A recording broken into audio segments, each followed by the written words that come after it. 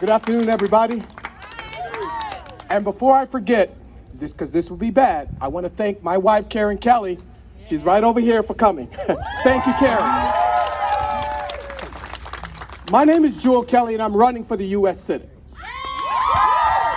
And I'm running for the U.S. Senate because too many people are suffering, and we can no longer stand by.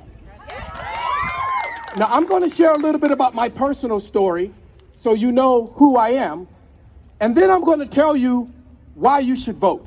Now, I hope you vote for me, but what I really want to tell you is vote so that you can win, right? Vote that you can win. But before I get started, let me give you a little bit about my background. I am the eldest of 18 total, so I have 17 brothers and sisters by the same parents. Let me say that again. There's 18 of us, right? All have the same parents. And so, as you would expect, my parents considered themselves pro-life. But listen to me, and I want you to listen closely. I thank God my mother had the choice and made the choice to bring us into this world. Because there's one thing that we have to remember, and this, the other side, they're not arguing fairly. Because when we talk about pro-choice, of course, we're talking about the choice to have an abortion. But pro-choice also means that you have a choice to have a child and raise a child. And they don't have a problem with that, right? It kind of reminds you of what's mine is mine and what's yours is mine, right? So let's make sure that we are clear when we talk about pro-choice. We're talking about a person having a right, a fundamental right. Now, recent events have happened when the Supreme Court overturned Roe versus Wade. They just didn't overturn Roe versus Wade. We know that they took away bodily autonomy. We know that they took away the right to privacy. We know that they took away reproductive justice. All those things happened when they overturned Roe versus Wade. But let me tell you something. As was mentioned earlier, this is a complicated issue with many far-reaching consequences. You see, in addition to being one of 18 kids, 20 years ago, I raised my right hand to defend this country against all enemies, foreign and domestic. And I served 10 years in the U.S. military. I joined right after 9/11, right? After I served 10 years, I started to work for a corporation that made the MRCT's X-ray machines in hospitals. And then my wife and I, we have a small business as realtors. So as a candidate, I have military experience, corporate experience, and small business experience. But I also have something, and this is something that I want you guys to remember because it was brought up by several speakers earlier. We also have a foundation, a nonprofit foundation that focuses on mental health and suicide prevention. And this is very, very, very important.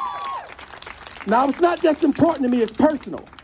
Because tragically, in 2018, I lost my 17-year-old bonus daughter to suicide. And when she passed away, we went through 4 stages of grief. The shock of her death, the anger as to how did we miss the signs, the depression that her body was gone forever in spirit, but her spirit is still here, and then the 4th stage, which is where we are now. Nothing is going to change unless we change. Nothing. Now, we didn't just go through that experience alone. In 2020, 2021, and now in 2022, America has gone through what I'm calling the American grief. Everyone here has gone through those 4 stages of grief.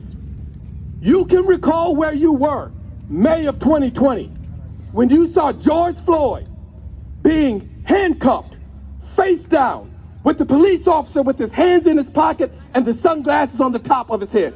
You were shocked. The world was shocked. The second stage of depression, America went through this.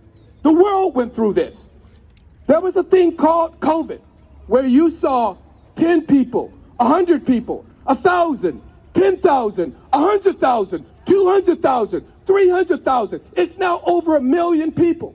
But what made it, and they were dying, but what made it so tragic, what made it so depressing is that not only were they dying alone, they were dying because of our politics. Whether or not COVID was even real, whether or not the vaccine was a hoax, whether or not we should wear a mask, America went through that second stage of grief. And then the third stage, anger. January 6th, I told you 20 years ago, I raised my right hand to defend this country against all enemies, foreign and domestic. 20 years ago, the enemy was foreign. It was Al-Qaeda. It was the Taliban. January 6th, the enemy was domestic. And we saw an American flag being used to assault police officers. And we saw a Confederate flag being dragged right through the Capitol. America experienced anger. But it just didn't stop there, because normally before Roe versus Wade, that was the example that I gave. But on June 24th, the Supreme Court overturned Roe versus Wade. And that is our current stage of anger. We're angry. But we got to move from anger to the fourth stage, acceptance. Nothing is going to change unless we change. Nothing is going to change. So in addition to what has already been said, I want to say something here. And, you might disagree with me, but after the end of explaining it to you, maybe you'll understand where I'm coming from. Don't argue. Organize. Right? And the reason why I say don't argue, because think about this. If someone believes it is murder to put your life and protect your life, arguing is not going to change their mind. If someone believes that it is okay for an 18-year-old to bring an assault weapon into the school, and as long as they don't have a criminal record, that's okay, it is not going to change your mind. It's not going to change their mind. If someone believes that they have a constitutional right to control your own body, you're not going to change their mind. Don't argue, block, and delete. I want to say it again. Block and delete. And here's why. We have to organize, right? This crowd here is great. I love it. But we got 3 months to expand the base. We have 3 months, and it is very hard to communicate without social media. Do you believe how many negative, incendiary, provocative posts I get? They would love nothing more than to see my Facebook post get blocked, right? Because if I get blocked, I can't share. This is intentional, folks. It's intentional. Don't argue with them. Block and delete. Use your social media to tell your story. Everyone here has a story. And we will use that to tell our story, to organize, to plan. It's already mentioned that on July 6th, which is Wednesday, is the last day to get registered to vote in the primary. That's what should be on your media, folks. Right? Not arguing. Every single person should know that. But if you're blocked, you can't share. You can't share it. Okay? August 2nd is the primary. Now, I would love for you all to vote for me, but I will say this.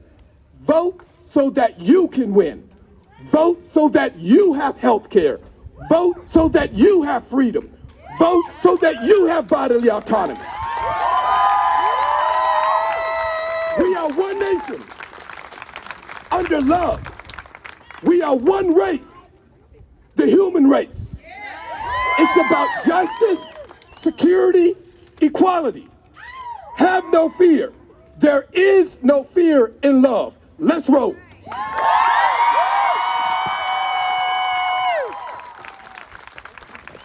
All right, we have